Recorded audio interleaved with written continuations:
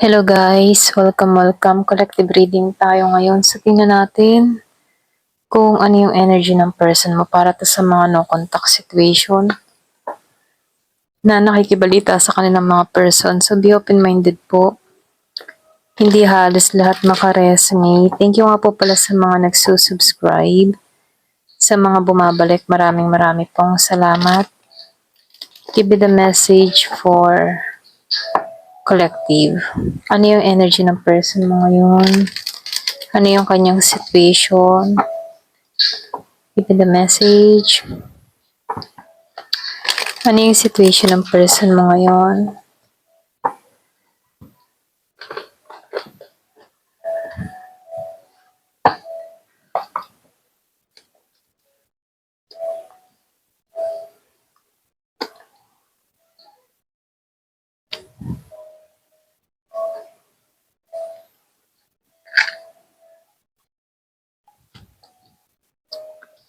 Meron akong nakikita dito na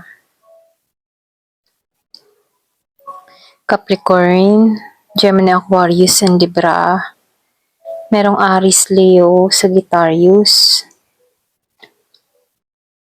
Meron din akong nakikitang Virgo, Taurus, Capricorn.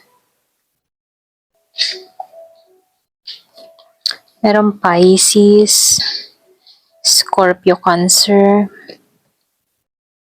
Halos lahat nandito, no? So, dito lumalabas na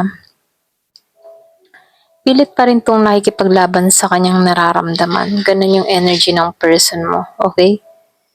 So, dito, nakikitaan ko dito, merong pagwawaksi or pwede rin meron siyang mga tinatama sa kanyang sarili, meron siyang mga inaayos. Kumbaga, nakikitaan ko dito na meron kang person dito na nagkakaroon siya ng pagbabago, okay? Meron siyang mga binabago or pwede rin sabihin na meron siya ditong nare-realize, meron ditong tao na nakakapag-isip-isip. So dito, nakikita ko dito patuloy pa rin niyang pinaglalabanan or pwede rin marami din tong natutunan sa nangyari sa inyo, okay? So dito meron akong nakikitang separation na involved sa ibang bansa. Pwedeng nakipaghiwalay itong tao na to or pwedeng ikaw nakipaghiwalay ka dito na merong distance sa inyong dalawa. Pwedeng malayo kayo sa bawat isa. So, lumalabas din dito, talagang hindi na kayo nag-ayos, Kumbaga, nakikitaan ko dito yung malungkot na pangyayari. Pwedeng malungkot na hiwalayan or pwede rin sabihin na may mga masasakit na salitang binitawan, okay? So dito, yung naranasan ng tao na to, pwedeng meron kang mga sinabi dito or pwede rin naranasan mong masaktan dito na kung saan, ngayon nare-realize ng tao na to dito, okay, na kailangan niyang may iwaksi or merong itama dito. Kumbaga, nakikitaan ko dito na meron ding nasaktan. Kumbaga, yung hiwalay na nangyari sa inyong dalawa ay talagang merong nasaktan, okay? Kumbaga, may pagluha, merong hindi nakakatulog sa sitwasyon, merong hindi makarecover, okay, sa mga pangyayaring ito. Pwedeng mahirap makarecover dito, ganun, okay? Pwede itong person mo, kung ikaw, hindi mo na to kinakausap, dinededma mo to, hindi mo to pinapansin, kahit nagme-message tong tao na to, todo dedma ka, nasasaktan to, okay? So dito, pumapasok dito na nakakapag-isip-isip tong tao na to na parang nawawala ng lahat sa kanya, ayan. So dito, ramdam ng taong ito yung kawalan. Pwedeng meron tong mga pinagdadaanan financially. Yung iba sa inyo, meron kang person dito na matindi yung mga pinagdadaanan niya financially. Meron tong mga kinakaharap na problema na kung saan pansarili, Pero ganun pa man, nakikitaan ka ng tao na to na masaya. So, lumalabas dito, active pa rin tong tao na to na nakatuon sa'yo. Okay, pwedeng itong tao na to hanggang ngayon, inaalam pa rin na nangyayari sa'yo sa social media. Kung aktibo ka din, okay, kung updated ka sa mga posts or sa mga picture, larawan na inilalagay mo sa social media, nakikitaan ko dito, active to, pwedeng tahimik tong nakamasid sa'yo, okay, lalo-lalo na kung malayo kayo sa isa't isa. So, pinagmamasdan nito yung mga post mo, pwedeng mga larawan mo, or pwede rin yung mga video mo, no?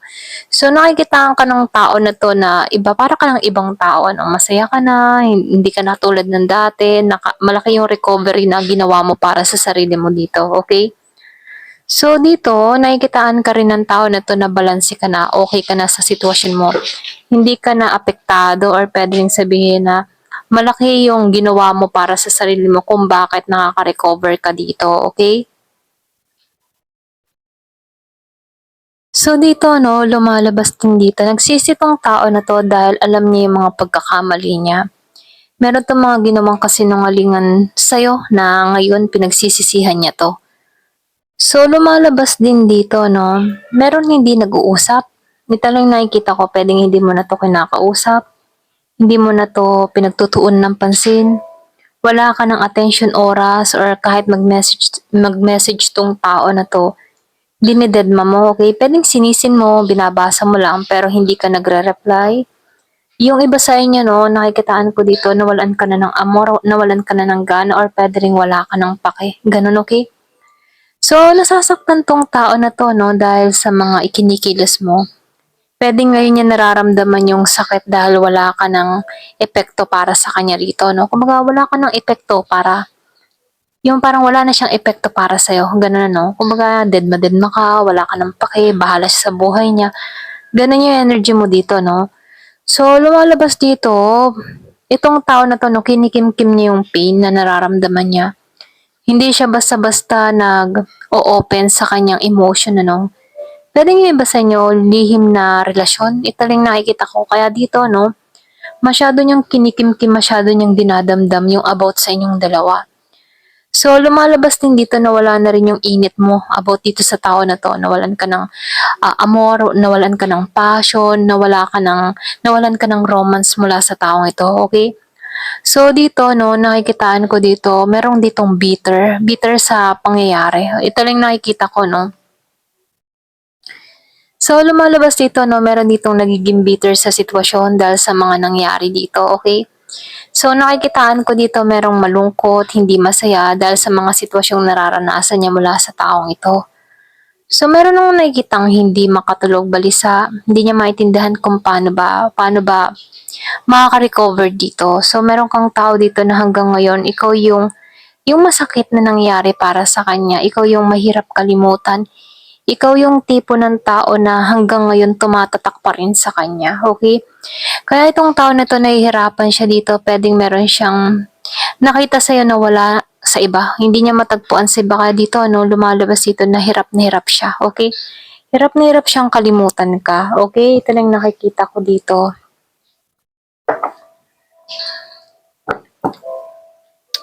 So, tingnan pa natin, ano.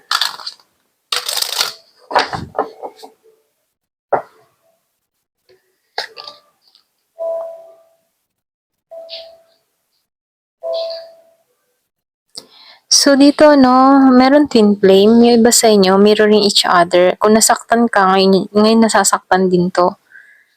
Kung ano yung pinakikita mong emotion sa tao na to, ganun din siya. Okay, ito lang nakikita ko. Kumbaga, kung siya, before nagpakita siya ng walang pakialam sa'yo, ngayon, pinaparamdam mo sa kanya na wala ka rin pakialam sa kanya, okay? So, meron akong nakikita ditong tao na nirelease mo or pwede rin sabihin na tinanggalan mo na to. Kumbaga, let go mo na tong tao na at nagmo-moving on ka para sa sarili mo, okay? Meron akong nakikitang umalis or pwede rin inalisan mo na to, okay?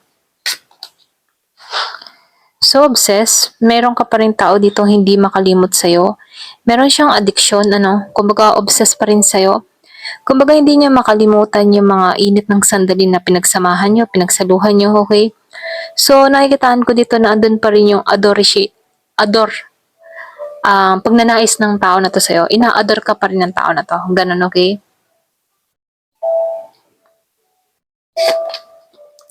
So merong time yung iba sa inyo, nakikita ko dito nag-iintay na matapos tong cycle na to, pwedeng nag-iintay siya ng tamang moment para sa inyong dalawa. Hindi siya nagmamadali dito, no? Pwede rin binibigyan niya muna ng oras panahon yung situation niya dito. Ito lang nakikita ko.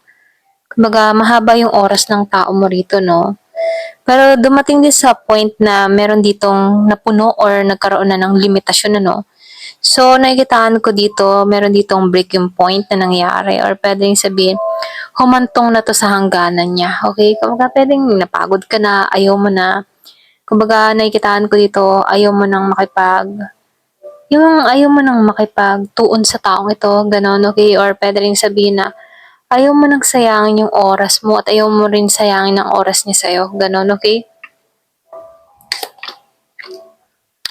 So, meron tahimik. Pwedeng iba sa inyo, binibigyan mo to ng silent treatment. Wala kayong usapan, no words. Kumbaga, nanahimik tong connection na to. Mas pinili niyo na lamang ang manahimik, okay? Pero may posibilidad, ano. So, nakikita ko dito, yung iba sa inyo, malaya naman yung spirit mo. Para kang free spirit, ano. Kaya mong gawin yung mga bagay na gusto mo. Walang pumipigil sa'yo. Kumbaga, kahit na meron ka mga pinagdadaanan, kaya mong solusyonan to, okay? So, lumalabas dito na hindi ka rin naman takot sumugal, okay? Ito lang nakikita ko sa'yo. So, merong clingy. Obsessed talaga. Meron nag-i-spy. Yung sinabi ko kanina, no, meron nakatingin, meron nakasubaybay. Pwedeng inaalam pa rin nito yung mga nangyayari sa'yo. Okay, tinutuklas niya pa rin kung anong pinagkakaabalan mo, kung meron ka na ba bagong relasyon, okay? So, nakikitaan ko dito, hanggang ngayon, obsessed pa rin tong tao na to sa'yo. Ayan. So, nakikitaan ko dito, masakit, nasasaktan siya, natatakot siya. Hanggang ngayon, nararamdaman niya yung pain, okay? Once na naisip ka ng tao na to, andun pa rin yung sakit. Pwedeng hindi niya malimot yung ganung pakaramdaman, o ikaw lang yung nagbigay sa kanya ng ganun. Pwedeng nanghihinayang kung bakit hindi to makalimot sa'yo. Andun yung panghihinayang niya, okay?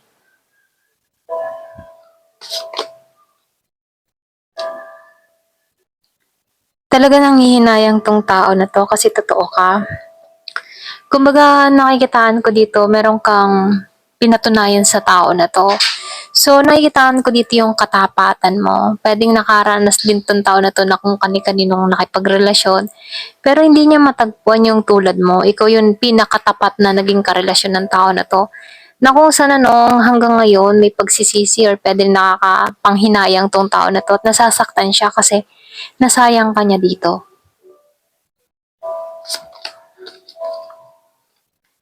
So, influence. Kumbaga, nakikitaan ko dito, pwedeng na-influensyahan siya dito kung bakit nagkagulo yung connection nyo, kung bakit meron paghihiwalay na nangyari sa inyo, kung bakit meron ditong sumira ng connection. Meron lumalabas na third party. Pwedeng family yung third party, pwedeng merong ibang tao na third party, or pwede rin meron ditong mga tao na nanira sa connection nyo kung bakit nawala kayo ng connection dito, okay? So, merong tumakbo, merong nag-ghosting, merong lumayas, merong biglang nawala. Ganun ako eh. So, nakikitaan ko dito, pwedeng meron ka mga natuklasan. Kung ikaw man yung nag-ghosting, ano, kumbaga, umalis ka na lang dito na parang yung parang umalis ka na lang dito na parang bula, okay? Yung bang tipong natuklasan mo to, pero tahimik kang lumayo, tahimik kang umalis, ganun. Ganun yung energy mo. Meron kang pinatunayan, ganyan.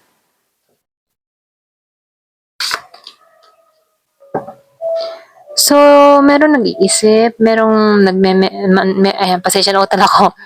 May nagre-reminiscing, kumbaga nakikitaan ko dito na hanggang ngayon, andun pa rin yung alaala ng nakaraan, hindi makalimot, ano. Kumbaga, sariwa pa rin yung mga alaala. Ito rin yung nakikita ko. Ayan. So, tingnan natin dito, no? Kasi lumalabas dito na merong nag-iisip pa rin sa'yo. Hanggang ngayon, hindi pa rin siya makarecover sa'yo. So, pwedeng iba sa inyo, tumakbo ka, okay? Nakifeel ko dito, meron naging extra sa connection nyo kung bakit kayo nagkagulo dito, kung bakit nawala ng amor sa isa't isa. Ayan, ito lang yung lumalabas dito, no? Ayan, hanggang dito na lamang po. Thank you for watching. Love and peace.